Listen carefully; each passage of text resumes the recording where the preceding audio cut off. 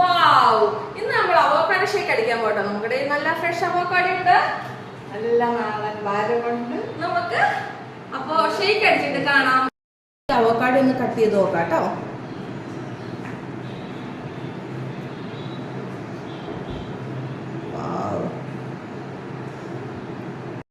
avocado നമുക്ക് സ്പൂണിൽ ഇങ്ങനെ